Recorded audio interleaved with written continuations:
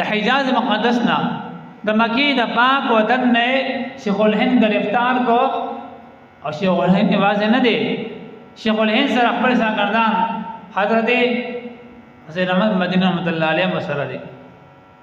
عبد الله سیندی مسره دی نور مسره لوی حلق مسره دی د اونی ولا او سمندر مماس کی جزیره لا مالټا وتوی الله کی قید کړل سمندر مماس کی قید کړل چې د واتو سلام جاته بیا نه ملاويږي نګشته نلارا نبولا نزنګل له چې د احتجاج کی لړ بس نه سمندر مماس کی دې کې قید کړل زمند الله شیخ الهند رحمت الله علیه دغه انګریز خلاف چې کوم تحریک کو نه مال غوستو نه عہدہ غوستا نه الیکشن غوستو نه وزارت غوستو نه شهادت غوستو صرف دې لپاره چې د مسلمانان د انګریزانو غلامین اخلاص یو خپل ژوندۍ تیرږي سوګال دې کې خیر پدې قید کې هغه باندې کوم ظلمونه شي درمندو په جون باندې هغه د عهد کړو سګردان د ویلو چې ګلدا بچا بیانوي نه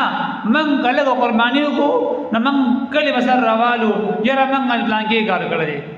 من نګری کار کړی من کوټه غونډه قوم د بارکار کو من ګټه سمرو لګو من غستنو لګو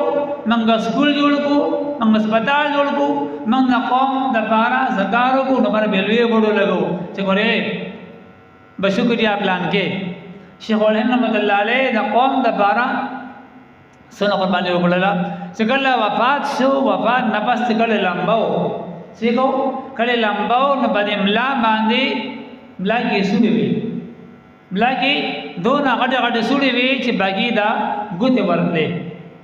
مدینه به کې ورتل نو بیا شاګرد به چې محمد امین صاحب دا چې دا سب کې سره دا استاد ستاله شیخ دا سپینګری دا ګولا د عمله ولې دا غو ته بیا څنګه دی چې په جون باندې زده منی کړیو ما چې زما بچاته حل نه وي ما دا ګولا استاد دا انګریزان اونیو او دته به کتا سکروټي واچولې کای به دې سملو او کله به ول داغونه ورکول د پملا باندې دا کوم کوت اخکاری دا کوم کم د اخکاری دا انګریزانو دا اور داغونه دي چې دا د بدن باندې جوړ شوی دي دا ټول سلسله زمندو سره پارا دې لپاره چې انګريز نه من خلاص من الله پاک ازادي راګي اوس خلق خبرې کوي منوي مليانو بسوي دا د اسلام دشمنان دي دا قوم دشمنان دي دا بوج دي دوی څه کړی اسلام د پارا څه کړی دي دا ملک د پارا او څه کړی د قوم د عزتمند علماء کرام او هر زمانه کې د اسلام د پارا د قوم د پارا د دین د پارا د ملک د پارا قرباني ورکړي هو چې تخکاری نه لکه نه ښکاری کزه قرباني ورکړه مان زمان به الله اجر راګي زم الله دې ویني قوم دې نه ویني او کدا بلې ورګي نو دې الله شومنټ کوي دې ښکارا کی سکرین باندې راشي قوم ته پته ولګي نو بیا په میډیا باندې راشي نو بیا اوسلېږي او زما قرباني د عالم قرباني پټه ده نه ښکاری عزتمندو اثر مو څه وګما خو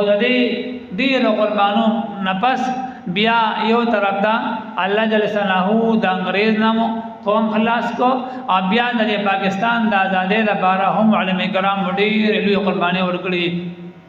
دالم کراچي کې مفتی تقی عثماني صاحب الله دې برکت دعا چې د مشرور دي مفتی عربي صاحب هغه وی چې کله پاکستان آزادۍ دو منګه هندستان کې وزما 12 کال عمر باندې کې سونه 12 کال مجموع خياري وی 12 کال دما عمر امم بعد ہندوستان دالم کے من کے سبق نہ بھی من بجا ناری لگولے سے بن کے رہے گا پاکستان بڑھ کے رہے گا ہندوستان پاکستان کا مطلب کیا لا الہ الا اللہ من بتا چغوالی کو سبب شمانو من بغیر دیدو سے من پاکستان زان لا آزادو من بدل لگی مګه مقصد بزید چې لا اله الا الله من د کلمې د قران د لاندې ژوندۍ دی راکو من د هندوانو د رسم رواج دستور لاندې ژوندۍ نه ترول نه غواړو من بدا ناری والے بیا چې کله الله جل شانه احسان کو عداوتن آزاد شو نو چې آزاد شو نو څنګه آزاد شو کینه مثال څنګه آزاد شو دا چې آزاد شو چې کله با کم خلق د هندستان نه پاکستان ته راتلل بمشرقی پنجاب کے بسکان د عیب زده کولے عقیب وجل ابه وشتل دایته خزو بیبیان به عصمت دری کولا ابه تختولی ابه غیبولی ابه وجل اپدی دشت بدی خونریزه کې پدې عصمت درو کې پدې سخت حالات کې کوم دي دا خلک ولګي دا پاکستان درال او دل لګي بیا خپل ځانګي اختیار کړه او پدې مشقتونو د دې قربانو نه پس چې کوم دي بیا پاکستان آزاد شو او خلکو پاکستان واغستره بیا چې پاکستان کله آزاد شو نه بیا علماء کرام قربانې ته وره یدي پاکستان اولنې چې جنډه پر کړی دا شبیر